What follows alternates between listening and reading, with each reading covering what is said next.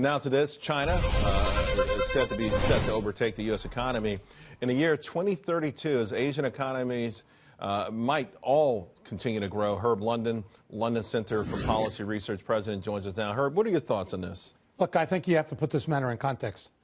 The Chinese economy at the moment is roughly a $12 trillion economy. We have an $18 trillion economy. They're growing at about 2% a year. We're growing at 3.5% a year. So at least in the short term, we will outdistance the Chinese. In the long term, it's a different perspective. Why does everyone else use different numbers, saying 6.9%, 7%, I mean, part of the difficulty is that you never can get accurate numbers from the Chinese. Right. Chinese for years have been talking about 7%. They were not growing at 7%. Well, is it a danger to dismiss out of hand the notion that they're going to catch us when it's the largest market for luxury watches? It's the largest market for automobiles. It's the largest, when Burberry, the luxury clothing maker, went public, they decided to do it in Hong Kong because they're closer to the majority of their new customers. So something is going on there. Look, the pivot in the world economy is towards Asia. There's no question that's true. It's also true if you look at this matter in a granular level, you see a lot of trifling matters in the American economy.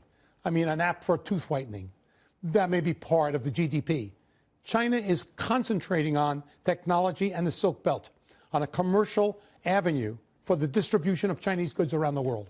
Well, they're investing a bunch of money in this whole new Silk Road. That could be a kind of interesting moment for the United States, for us to come to the realization that our economy has to move in a somewhat different direction.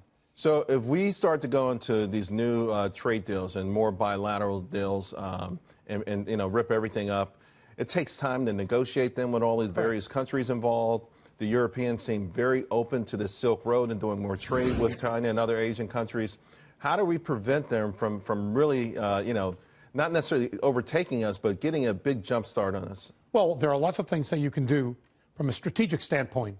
Number one, there's no reason why we shouldn't create an economic Anglosphere, where the Anglosphere nations, England, Canada, Australia, New Zealand, United States, work together to create their own free trade agreements.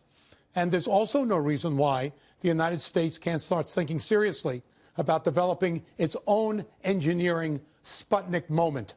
That moment where we start to put an emphasis on mathematics and technology training in the United States that is so essential for the future. I really hope that happens. I know a lot of people dismiss these OECD grades with reading, math, and science, but the numbers are horrific. I mean, they really are horrific. I do want to ask you about South Korea, Herb, because a lot of people are predicting, they actually believe that North Korea is going to be open to talks in 2018. But President Trump's latest tweet makes it sound like it's really unlikely. In fact, here's a tweet. Caught red-handed, very disappointed that China is allowing oil to go into North Korea. There will never be a friendly solution to the North Korean problem if this continues to happen. Of course, these reports have always been out there that despite what China says, they still have this serious economic relationship with North Korea. And they have to. I mean, if they were to completely pull back, that country will collapse in a short period of time. 90% of all the food and fuel that goes into North Korea comes from China. If the Chinese turned off the spigot, North Korea is paralyzed. There's nothing they could do. So there is no doubt there's tremendous leverage that the Chinese possess. Can we put enough pressure on the Chinese so they act appropriately? That's another question. Well, it seems like, I know Secretary Tillerson wrote an op-ed in the New York Times this morning, and it seems like he's talking, more the diplomacy. There's hope for diplomacy to sort of prevail, or at least to have a bigger role in 2018 with respect to North Korea. But by the same token, they're constantly improving their missile technology. They're constantly improving their nuclear capabilities. And at some point, we have to just say, hey, it's too late for diplomacy, or we're going to be pushed into that decision, won't we? It's quite clear that the military option cannot be taken off the table. It's also clear that the military option is complicated. After all, you've had 3 decades of tunnels that are built under North Korea. You've got movable launchers that can be moved from one spot to another. Trying to take them out with tomahawks won't be so easy. So the United States has very, very serious logistical questions that would have to be answered. But there's no doubt in my mind we would prefer some sort of diplomatic solution. Could that happen?